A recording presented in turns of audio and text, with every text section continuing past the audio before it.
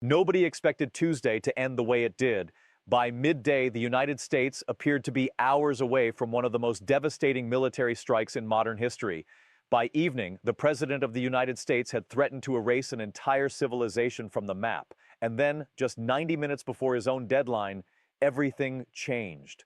What happened in those final hours of April 7th, 2026, and why it happened, is a story that reveals far more about where America is heading than any single headline ever could. To understand the bombshell, you have to understand what the day looked like before it dropped. For weeks, the United States had been engaged in a military conflict with Iran, a war launched on February 28th under the name Operation Epic Fury. Trump had set a deadline, 8 p.m. Eastern Time on Tuesday, for Iran to agree to reopen the Strait of Hormuz, the narrow waterway through which roughly 20% of the world's oil supply flows. If Iran refused, the message from Washington was blunt and biblical. Trump told reporters the U.S. had a plan where every bridge in Iran would be destroyed by midnight, every power plant burning, exploding, and never to be used again.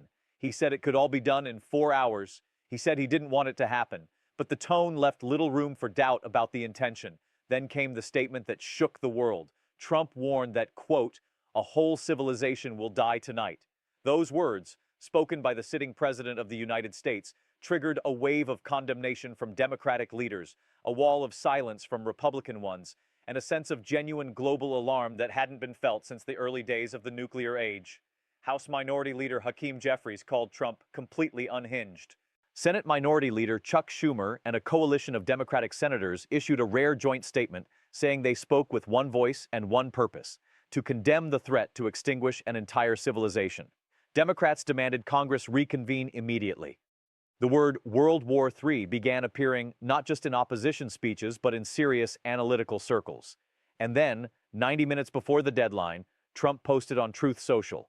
The bombing was suspended. A 2-week ceasefire was announced, not because Iran blinked first, not because a diplomat in Geneva had crafted a breakthrough agreement, but because the Prime Minister of Pakistan and Pakistan's top military commander, Field Marshal Asim Munir, had called Trump and asked him to hold off. And Trump, the man who hours earlier had threatened civilizational annihilation, agreed. The condition: Iran must agree to a complete, immediate, and safe reopening of the Strait of Hormuz. Now pause on that for a moment, because what happened in those 90 minutes is not just a dramatic reversal, it is a window into the architecture of power, how decisions of war and peace are actually being made inside this administration, and what that means for the rest of the world. The Iran conflict did not begin in a vacuum. Trump launched strikes in late February, claiming the goal was to destroy Iran's nuclear program and dismantle its missile capabilities. The administration had been riding a wave of early military success, but the situation quickly became more complicated than the opening press releases suggested. Iran retaliated. A U.S. fighter jet was shot down. American allies in the Gulf, Saudi Arabia, the UAE, Qatar, Kuwait, Bahrain, were caught in the crossfire. The Strait of Hormuz was blockaded. Global oil prices surged. Gasoline in the United States hit an average of $4 a gallon, and the American public, including a significant portion of Trump's own base, began to turn against the war. Inside the White House, something even more revealing was happening. Reports emerged that Trump's own chief of staff, Susie Wiles, widely considered the most disciplined and competent operator in the administration, had quietly instructed senior staff to stop telling the president what he wanted to hear. Specifically, she told aides to be more forthright about the risks of an extended Middle East war. This is a significant moment, not because it is unusual for a president to receive filtered information that happens in every administration, but because when the chief of staff has to formally instruct her own team to stop sugarcoating a crisis, it tells you something important about the dynamic that had been allowed to develop. The president's own pollster had confirmed what public surveys were already showing. The war was deeply unpopular. Even among loyal Republican voters, strong approval of Trump's job performance had dropped from 52% in January to 43% by early April.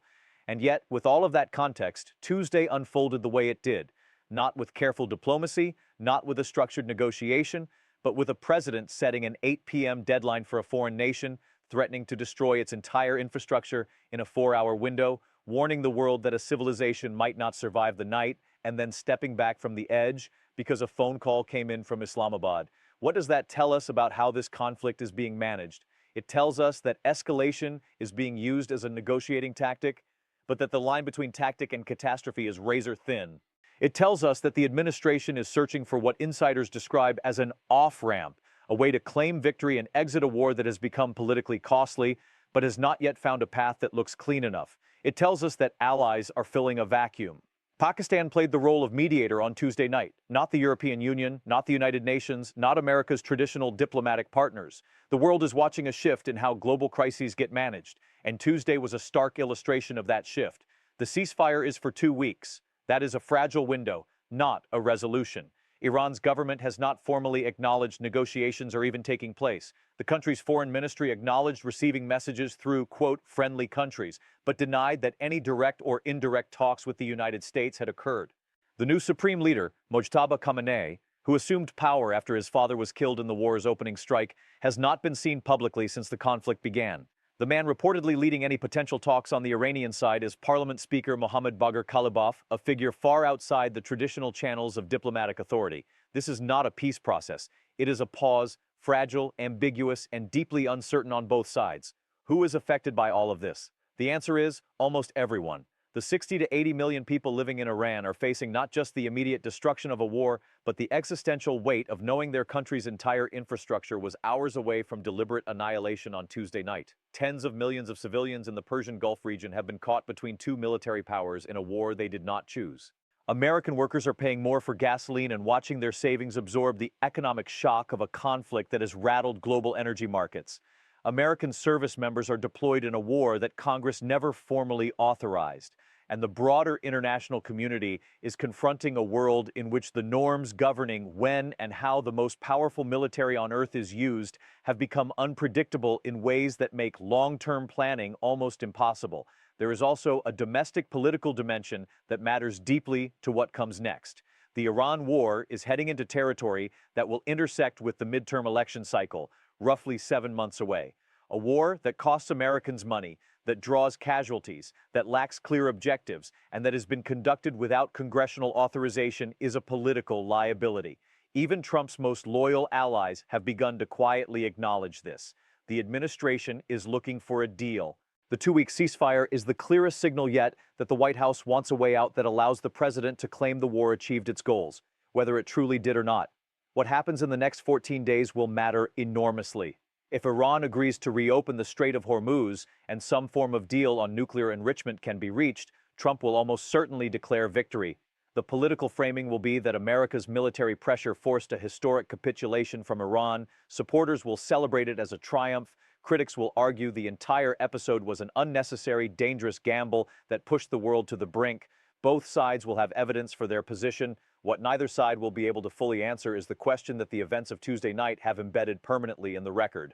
What happens next time a president sets a deadline and civilization itself gets named as what's at stake? That is the question that should make every viewer think carefully, not just about this president, not just about this conflict, but about the world we are building, a world where the gap between catastrophic threat and last-minute reversal is 90 minutes and a phone call from a Pakistani general. In that gap lives both the hope that escalation can always be walked back and the fear that one day it cannot. Tuesday night, civilization did not die, but the threat that it might was made out loud by the most powerful office on earth, and that has already changed something, quietly, permanently, in the way the world understands the age we are living through.